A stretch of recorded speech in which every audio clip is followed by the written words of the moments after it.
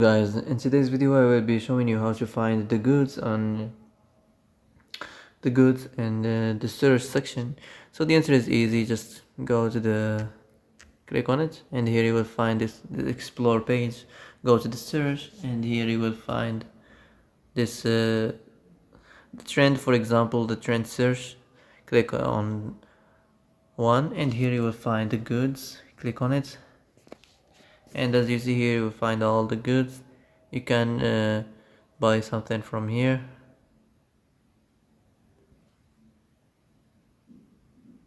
So that's it. Also, you can filter if you want. So that's it for today's video. I hope this is the answer you've been looking for. If you like this video, don't forget to like and subscribe, and see you in the next video.